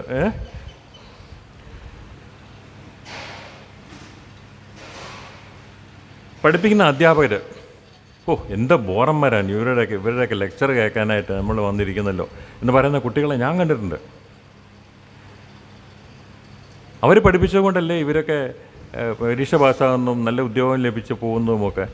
അതൊന്നും നോക്കാതെ ഇങ്ങനെ അധ്യാപകരെ കളിയാക്കുക, അവർക്ക് ഇരട്ടപ്പേരിട്ട് വിളിക്കുക, ഇങ്ങനെയുള്ള കാര്യങ്ങളെല്ലാം ചെയ്യാറുണ്ട്. നിന്ദിക്കുന്നവരാണ്, നിന്ദയാണിത്. പിന്നെ മറ്റു ചിലരുടെ കാര്യം പറഞ്ഞു കഴിഞ്ഞാൽ, ചില ആൾക്കാർ ഈ നമ്മുടെ നിലനിൽപ്പ് തന്നെ, തങ്ങളുടെ ഈ ലോകത്തിൻ്റെ നിലനിൽപ്പ് തന്നെ തങ്ങളുടെ ചൊൽപ്പടിക്കാണെന്ന് വിചാരിക്കുന്ന ആൾക്കാരുണ്ട്. ഏറ്റവും വലിയ ദുഷ്ടതയാണ് ഇങ്ങനെ ഞാനാണ് ഈ ലോകത്തെ മുഴുവനും നയിച്ചു കൊണ്ടുപോകുന്നത് എന്ന് വിചാരിക്കുന്ന ഒരു മഹാനുഭാവൻ അമേരിക്കയിലുണ്ട്. അമേരിക്കൻ പ്രസിഡൻറ്റ് ഡൊണാൾഡ് ട്രംപ് എന്ന് പറയുന്ന ആൾ. അദ്ദേഹം പറയാണ്, ഇന്ത്യയും പാകിസ്ഥാനും തമ്മിലുള്ള യുദ്ധം അവസാനിപ്പിച്ചത് ഞാനാണ്. 3.5 വർഷമായി റഷ്യയും ഉക്രൈനും തമ്മിലുള്ള യുദ്ധം നടക്കുകയാണ്. 2022 ഫെബ്രുവരിയിൽ തുടങ്ങിയ യുദ്ധം ഇപ്പോഴും തീർന്നിട്ടില്ല. അപ്പോൾ തന്നെ ഇടപെടാൻ സമ്മതിക്കാത്തതുകൊണ്ടാണ്. അല്ലെന്നുണ്ടെങ്കിൽ ഞാനിപ്പോൾ അത് നിർത്തി കാണിച്ചേനെ എന്ന് പറഞ്ഞു. എന്നാൽ ഒന്ന് നിർത്തി കാണിക്കണോ എന്ന് പിന്നെ റഷ്യയിലെ ആൾ പറഞ്ഞപ്പോൾ അതിനോട്ട് അയാൾ തയ്യാറുമില്ല. ഈ ഉക്രൈനിലെ ആൾക്കാർ, ഉക്രൈനിലെ പ്രസിഡൻറ്റും ഒക്കെ അവിടെ ചെന്നതാണ്. ഒന്നും നടന്നില്ല. ഇസ്രായേലുകൾ ഇപ്പോഴും ഗാസയിൽ ബോംബിട്ടുകൊണ്ടിരിക്കുക. അപ്പോൾ ഇങ്ങനെ പറയുന്നത് ഞാൻ അതിനുവേണ്ടി വേണ്ട ശ്രമങ്ങൾ നടത്തുന്നുണ്ട്. ഈ ശ്രമങ്ങളെല്ലാം വെച്ചുകൊണ്ട് എനിക്ക് സമാധാനത്തിനുള്ള നോബൽ പ്രൈസ് കിട്ടണം. അങ്ങനെയല്ലേ പറഞ്ഞത്? അപ്പോൾ അങ്ങനെയുള്ള ആൾക്കാർ ഇതൊക്കെ വളരെ വ്യക്തമായിട്ട് എത്രയോ വർഷം മുമ്പ് പൂന്താനം ജ്ഞാനദൃഷ്ടി കൊണ്ട് കണ്ടോ എന്ന് എനിക്ക് അറിയില്ല. ഇങ്ങനെ ഡൊണാൾഡ് ട്രംപ് എന്ന് പറഞ്ഞാൽ വരുമോ എന്നൊക്കെ. എന്നിട്ട് ഇപ്പോൾ പറയുന്നത് കുടിയേറ്റക്കാരെ മുഴുവനും ഒഴിപ്പിക്കണം അമേരിക്കയിൽ നിന്ന്. അമേരിക്ക മൊത്തം കുടിയേറ്റക്കാരാണ്. ഒരു 250 വർഷം മുമ്പ് അമേരിക്ക ഇല്ല. കൊളംബസ് കണ്ടുപിടിച്ചതിന് ശേഷം ലോകത്തിലെ പല ആൾക്കാരും അവിടെ വന്ന് കുടിയേറ്റം നടത്തിയത് കൊണ്ടാണ് അങ്ങനെ ഒരു രാജ്യം ഉണ്ടായത്. എന്ത് വിഡ്ഢിത്തമാണ് ഇയാൾ പറയുന്നത്? ഒരു ഏഷ്യൻ വംശജനാണ് ന്യൂയോർക്കിലെ മേയറായിട്ട് തിരഞ്ഞെടുക്കപ്പെട്ടിരിക്കുന്നത്. ഒരു നായർസിയുടെ മകനും കൂടെയാണ്, മീര നായർ, അവരുടെ മകനും കൂടെയാണ്. അപ്പോൾ ഇതെല്ലാം കുടിയേറ്റക്കാരല്ലേ ഇവരൊക്കെ? ഈ ഡൊണാൾഡ് ട്രംപ് എവിടെ നിന്ന് വന്നു? അയാളും കുടിയേറ്റക്കാരനാണ്. അപ്പോൾ ഇങ്ങനെ വളരെ നാണം കെട്ട ചില കാര്യങ്ങൾ ചില ആൾക്കാർ പറയുന്നുണ്ട്. അതൊന്ന്. മറ്റു ചിലരാകട്ടെ ബ്രാഹ്മണ്യം തങ്ങളുടേത് മാത്രമാണ് എന്ന് സങ്കല്പിച്ച് കുറച്ച് അഹങ്കരിച്ച് നടക്കുന്നവരാണ്. അവരുടെ ഭാവം കണ്ടു കഴിഞ്ഞാൽ സാക്ഷാൽ ബ്രഹ്മാവ് പോലും തങ്ങൾക്ക് മുമ്പിലൊന്നുമല്ല. തങ്ങളുടെ ബ്രാഹ്മണ്യം എന്ന് പറയുന്നത് ബ്രഹ്മാവിനേക്കാളും കൂടിയ ഒന്നാണ് എന്ന് പറയുന്നു. അപ്പോൾ ബ്രാഹ്മണ്യം എന്ന് പറയുന്നത് അഹങ്കരിക്കാനുള്ള ഒരു യോഗ്യതയല്ല.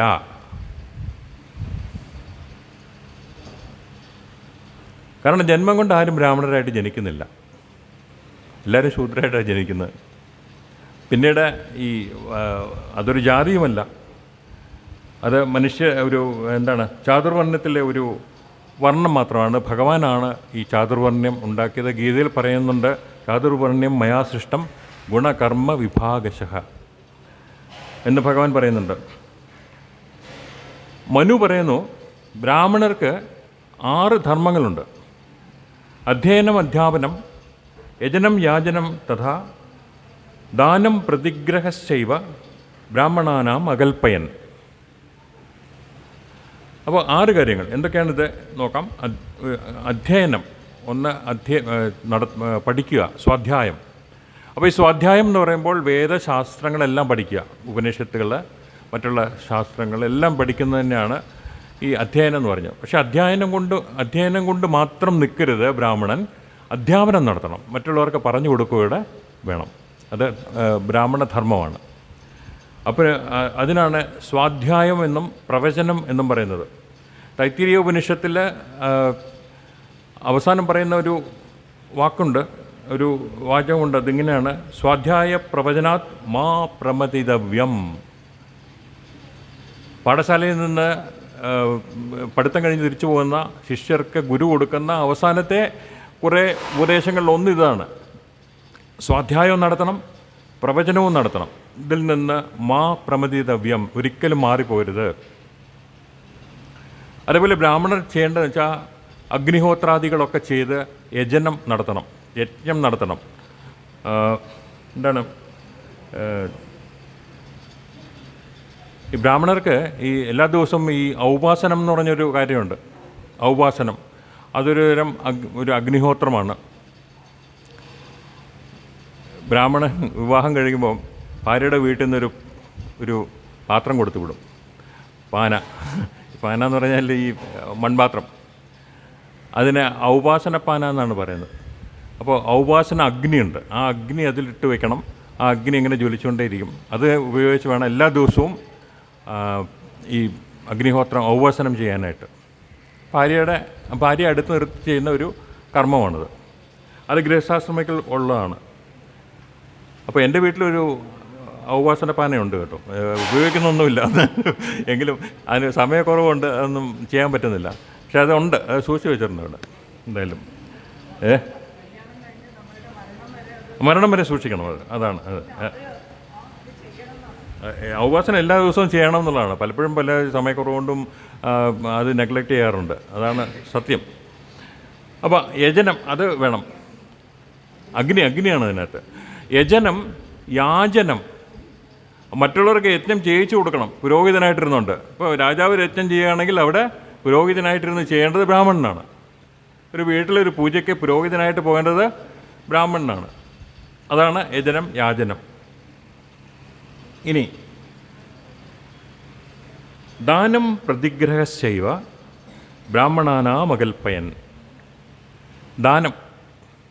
ദാനം സ്വീകരിക്കാം. പ്രതിഗ്രഹം എന്ന് പറഞ്ഞാൽ ദാനം കൊടുക്കുകയും വേണം. സ്വീകരിച്ചാൽ മാത്രം പോരാ, കൊടുക്കുകയും കൂടെ വേണം.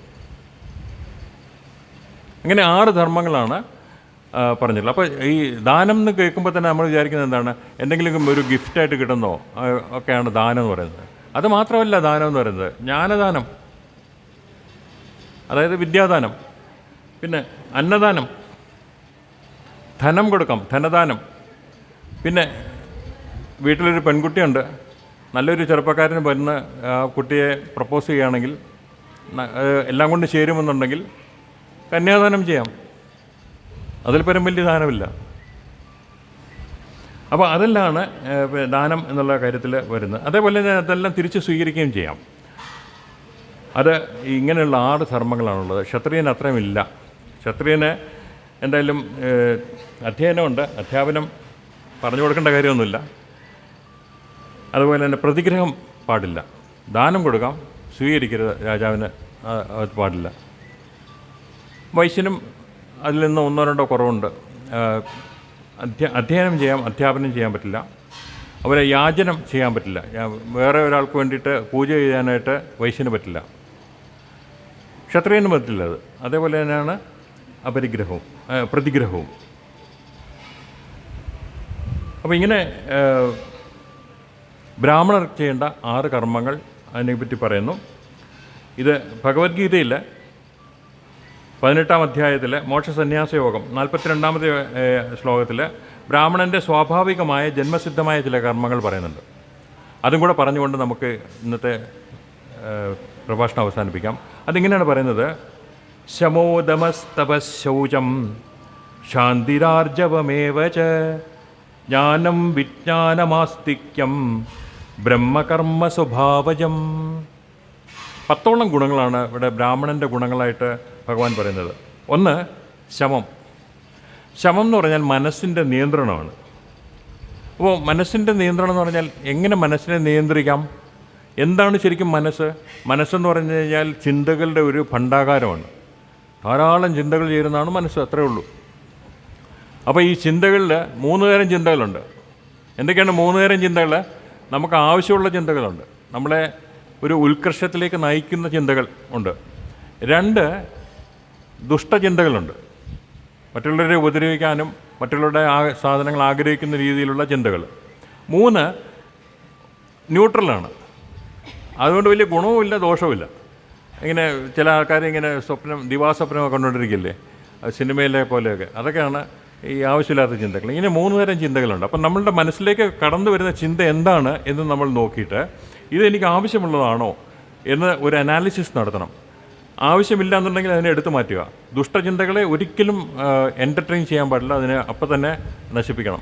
ഇത് ഒരു ശീലമാക്കി മാറ്റിയാൽ ഇത് വലിയ പ്രയാസമാണ് കേട്ടോ. അങ്ങനെ ഏതാണ്ട് ഒരു ദിവസം നമ്മൾ ഉണർന്നിരിക്കുന്ന സമയത്ത് 65,000-ഓളം ചിന്തകൾ വരുമെന്നാണ് പറയുന്നത്. സ്വപ്നത്തിലും വരും ചിന്തകൾ. അപ്പോൾ അങ്ങനെ വരുമ്പോൾ ആ ചിന്തകളെയൊക്കെ ഒന്ന് നിയന്ത്രിക്കണമെങ്കിൽ ഇതിനെ ഒന്ന് നോക്കിയിട്ട് നമുക്ക് ആവശ്യമുള്ളത് ഏത് ആവശ്യമില്ലാത്തത് ഏത് എന്നുള്ളത് തിരഞ്ഞെടുക്കണം. ഇത് വളരെ പ്രയാസമുള്ള കാര്യമാണ്. പക്ഷേ നമ്മളത് ചെയ്താൽ കുറേ കാലം കഴിയുമ്പോൾ അനാവശ്യ ചിന്തകൾ വരാതെ ആവശ്യമുള്ള ചിന്തകൾ മാത്രം ഭഗവത് ചിന്തനത്തിലേക്ക് നമ്മളെ നയിക്കും. അങ്ങനെയാണ് നാമസ്മരണ ഉണ്ടാകുന്നത്. അപ്പോൾ അതിന് കുറേ സമയമെടുക്കും. അപ്പോൾ നമ്മൾ പല കാര്യങ്ങളിൽ നിന്നൊക്കെ മാറി വിട്ട് ഇത് എനിക്ക് വേണ്ട എന്ന് പറഞ്ഞാൽ, അല്ലെങ്കിൽ ഇതല്ല നേതി എന്ന് പറഞ്ഞാൽ നമ്മൾ കുറേ കാര്യങ്ങൾ മാറ്റി വയ്ക്കേണ്ടി വരും. അങ്ങനെ മാറ്റിക്കഴിഞ്ഞാൽ നമ്മൾ അവസാനം മനോനിയന്ത്രണത്തിലേക്ക് എത്തിച്ചേരും. പിന്നെ ദമം എന്ന് പറയുന്നത് ഇന്ദ്രിയ നിയന്ത്രണമാണ്. പഞ്ചേന്ദ്രിയങ്ങളെ നിയന്ത്രിക്കണം. നല്ല കാഴ്ച കാണുക, അതൊരാഗ്രഹം. നല്ല സിനിമ കാണണം, അല്ലെങ്കിൽ നല്ലൊരു സ്ഥലം കാണണം, ഇങ്ങനെയുള്ള കാഴ്ചകൾ കാണുക. അതേപോലെ നല്ല ഭക്ഷണം കഴിക്കണം, സുഗന്ധം ആസ്വദിക്കണം, നല്ല കുളിർ കാറ്റ്, സുഖമായിട്ട് നമ്മുടെ ത്വക്കിന് സുഖം നൽകുന്ന കാറ്റ് വേണം.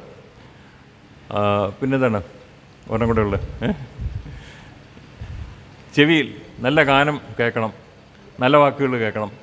അപ്പോൾ ഇതൊക്കെയാണ് നമ്മളുടെ ആഗ്രഹം. പക്ഷേ ഇതെല്ലാം ദ്വന്ദ്വങ്ങളുണ്ട്. ഇതിനെല്ലാം നേരെ തിരിച്ചും സംഭവിക്കാമല്ലോ.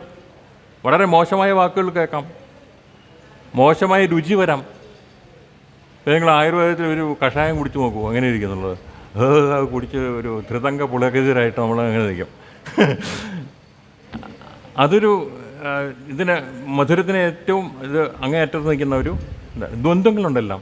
കാഴ്ച, നല്ല കാഴ്ചയും കാണും, മോശമായ കാഴ്ചയും കാണും. കുളിർകാറ്റിൻ്റെ പകരം ചൂടുള്ള കാറ്റടിച്ചാൽ അങ്ങനെ ഇരിക്കും.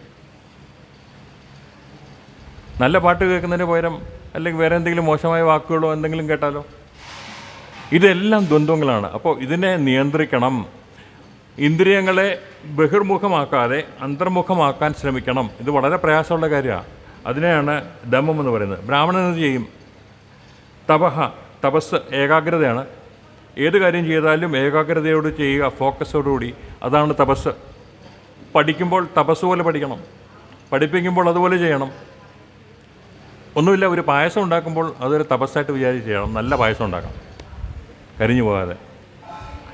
പിന്നെ ശാന്തി എന്ന് പറഞ്ഞാൽ ക്ഷമിക്കാനുള്ള കഴിവാണ്. പേഷ്യൻസ്, ക്ഷമാശീലം. എല്ലാത്തിനും ക്ഷമയോടുകൂടി കാത്തിരിക്കണം, ഏത് കാര്യത്തിനും.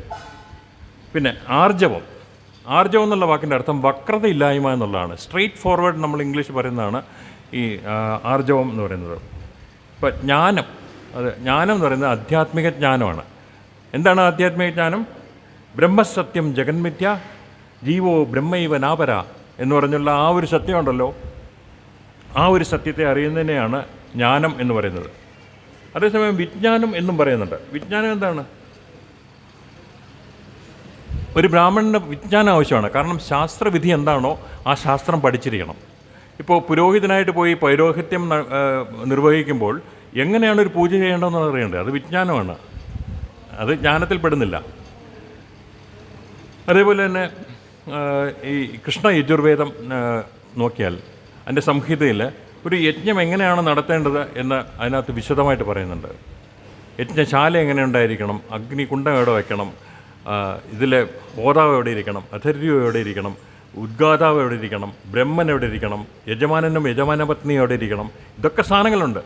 എന്തൊക്കെ വസ്തുക്കൾ വേണം, ഇതെല്ലാം കൃഷ്ണ യജുർവേദത്തിൽ പറയുന്നുണ്ട്. അപ്പോൾ ഇതൊക്കെ ശാസ്ത്രം എന്ന് പറയുമ്പോൾ ഇതെല്ലാം വ്യാവഹാരികമായ കാര്യങ്ങളെല്ലാം അറിഞ്ഞിരിക്കണം എന്നുള്ളതാണ് അതിൻ്റെ അർത്ഥം. അത് ബ്രാഹ്മണനറിയാം. ആസ്തിക്യം ഏറ്റവും അവസാനം പറയുന്നു. ആസ്തിക്യം എന്ന് പറഞ്ഞാൽ വേദങ്ങളിലുള്ള ഉറച്ച വിശ്വാസം. അപ്പോൾ ഇവയാണ് ജന്മസിദ്ധങ്ങളായ ബ്രാഹ്മണ കർമ്മങ്ങൾ.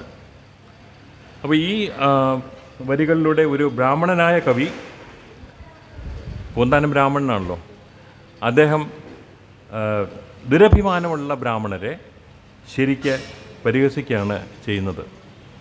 അപ്പോൾ ചില ബ്രാഹ്മണർ അഗ്നിഹോത്രാദി കർമ്മങ്ങൾ അനുഷ്ഠിക്കുന്നത് തങ്ങളുടെ ഒരു ധാടി കാണിക്കാൻ വേണ്ടിയിട്ടൊക്കെയാണ്. എനിക്കിതൊക്കെ അറിയാം എന്ന് പറഞ്ഞുകൊണ്ട് കാണിക്കാൻ വേണ്ടി. അങ്ങനെയൊന്നും ചെയ്യരുത്. അങ്ങനെയുള്ള യജ്ഞകർമ്മത്തെ മേൽപ്പത്തൂർ ഭട്ടതിരി വിമർശിച്ചിട്ടുണ്ട്. ശ്രീമദ് നാരായണീയത്തിൽ ദശകം 92 3-ാമത്തെ ശ്ലോകം വീട്ടിൽ പോയി വായിക്കുക. അടുത്ത ക്ലാസ്സിൽ നമുക്കത് ചർച്ച ചെയ്യാം. കാരണം വളരെ ഭംഗിയായിട്ട് മേൽപ്പത്തൂർ ഭട്ടതിരി ഇതിനെക്കുറിച്ച് വളരെ ഭംഗിയായിട്ട് പറയുന്നുണ്ട്. ഈ വിമർശനം നമ്മൾ ഉൾക്കൊള്ളണം. അങ്ങനെ പൂന്താനം ചെയ്യുന്നത് നമുക്ക് ചുറ്റും കാണുന്ന ആവശ്യമില്ലാത്ത കാര്യങ്ങൾ, അനാവശ്യമായ ഒരുപാട് ധാടിയും മോടിയും ഒക്കെയുള്ള അങ്ങനെയുള്ള കാര്യങ്ങൾ, ചുറ്റും നടക്കുന്ന ആനുകാലിക സംഭവങ്ങളെ മുൻകൂട്ടി കണ്ടുകൊണ്ട് ഒരു 400 വർഷം മുമ്പ് പൂന്താന കവി ഇതെല്ലാം നമ്മുടെ മുമ്പിൽ അവതരിപ്പിക്കുകയാണ്. പക്ഷെ വേണ്ടത് ഭക്തിയാണ്. ഭക്തിയില്ലാത്ത ജീവിതം വ്യർത്ഥമാണ്. നാമജപമില്ലാത്ത നാവ് അതിനെക്കൊണ്ട് പ്രയോജനമേ ഇല്ല എന്ന് മനസ്സിലാക്കുക. മനസ്സിൽ ഭഗവാനെ ധ്യാനിച്ചുകൊണ്ട് നമുക്ക് നിർത്താം. ഓം പൂർണ്ണമദ പൂർണ്ണമിദം പൂർണ്ണാത് പൂർണ്ണമുദച്യത്തെ പൂർണ്ണസ്യ പൂർണ്ണമാദായ പൂർണ്ണമേവാവശിഷ്യത്തെ. ഓം ശാന്തി ശാന്തി ശാന്തി. ശ്രീ ഗുരുഭ്യോ നമഃ. ഹരി ഓം തത്സത്.